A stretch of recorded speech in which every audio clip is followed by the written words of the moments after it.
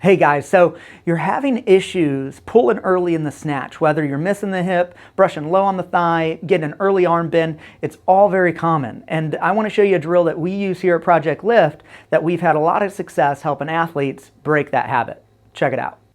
All right guys, so we're having trouble being patient in the snatch. I want to show you a variation of a complex and different variations of a complex that we use here at Project Lift that help with this issue.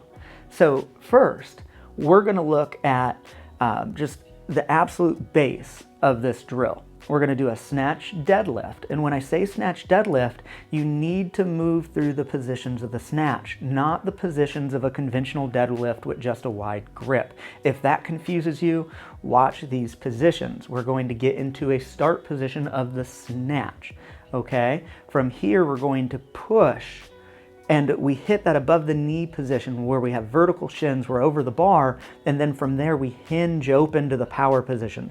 The positions of the snatch deadlift. Okay, so as we move through this, we don't want to pause, we just want to move through it smoothly, controlled, and in good positions. Then we're going to come back to the ground, right?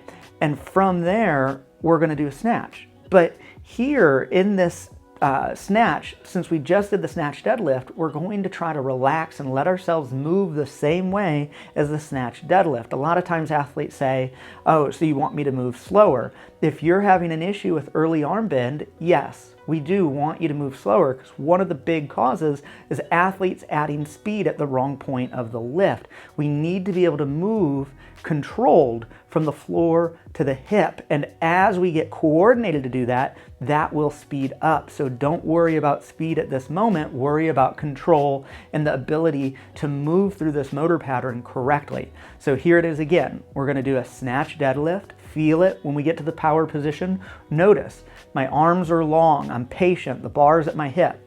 Back down, then we do a snatch.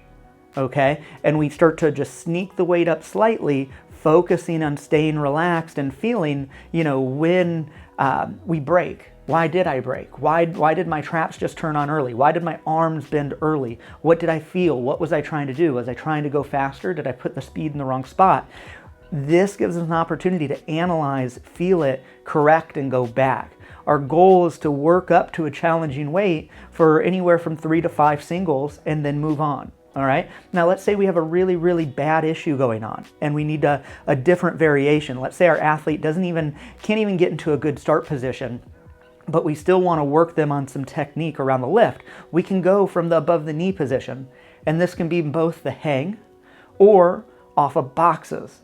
Typically when it gets heavier, we go off of boxes from above the knee at times and keep the hangs a little bit lighter for when we're first beginning, because we can stay relaxed a little easier with that lighter weight. But the same thing, we're going to go to above the knee position, and then from here we're going to hinge open, power position, back down, open and go. And we're trying to stay long and feel it when we hinge open, and then when we go back down to do the hang snatch, we want to try to let ourselves move the same way. I used to call this tricking yourself. Can I trick myself out of the anticipation of taking it overhead? Can I relax and let myself reach the hip to drive my legs? And finally, guys, the one that I want to plug in is, say this is coming along and this is doing pretty good, and now you're at heavier weight and you still see it sneak in a little bit. We can change the variation. So instead of a snatch deadlift, it's now a snatch pull. So now we're adding a little bit more of a dynamic emphasis at the end, that explosion. Can I push from the floor, make it to the hip, and drive through in this pull, back down? And now if I stayed nice and long and patient, can I do the same thing in the snatch? So different variations of this complex that we can use to work on battling against anticipation, early pull, all of this. All right, guys, so you saw the drill. Intentionally putting this into your programming, being patient, and keeping the weights at the right threshold to where you can move well is the key. It takes discipline, and you got to put the ego to the side. I wish you luck. Let us know what other challenges you're having. It will help us understand what articles and videos to create to try to help you. Hope you enjoyed. Good luck.